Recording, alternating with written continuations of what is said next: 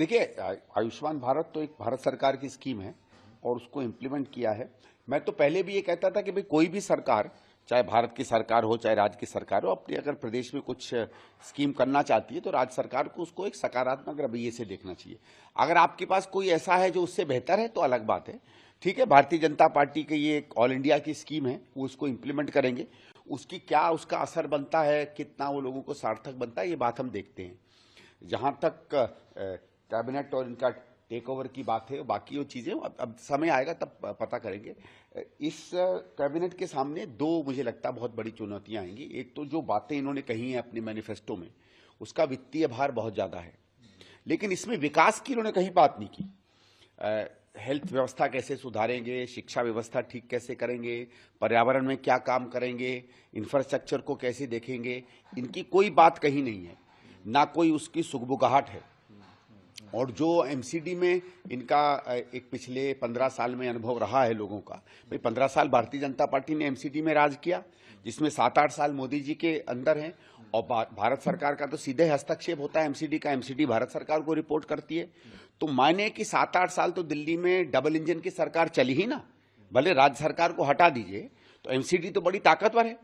90-95% सड़कें एमसीडी के पास है, कूड़े की सफाई एमसीडी के पास है, नालों की सफाई एमसीडी के पास है, हरियाली पार्क्स ये सब एमसीडी के पास हैं।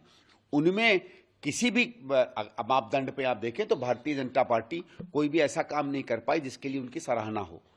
तो जब एमसीडी में वो काम नहीं कर पाए और क्या कहते हैं भारत सरकार के साथ होते हुए, तो अब ये दिल्ली सरकार में क्या करेंगे, मैं उनको शुभकामनाएं देता हूं, लेकिन एक एक्सक्लेमेशन मार्क बनता है और हम देखेंगे, आशा करेंगे ये लोग अच्छा काम करें। सीएजी की रिपोर्ट आने दीजिए जी।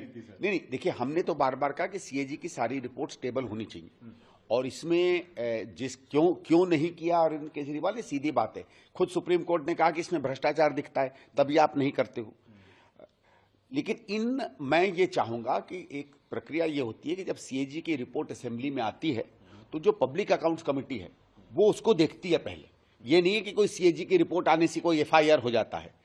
और मैं ये आशा करूंगा कि इसमें गंभीरता से ये पब्लिक अकाउंट्स कमेटी इन रिपोर्ट्स को देखेगी और उनकी तरफ से एक एक्शन टेकन रिकमेंडेशन बनता है सरकार के लिए, वो फिर एक अपनी रिपोर्ट बनाती है जो पर असेंबली में प्रेजेंट होती है, और उसके बाद जो है सरकार उस पर एक्शन लेती है।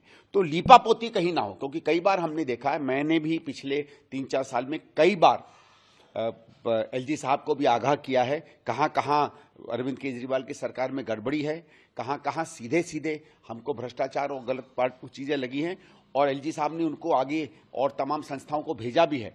लेकिन उन संस्थाओं की तरफ से जो मेरी अपेक्षा थी कि कम से कम गंभीरता से तहकीकात होगी, वो नहीं हुई है।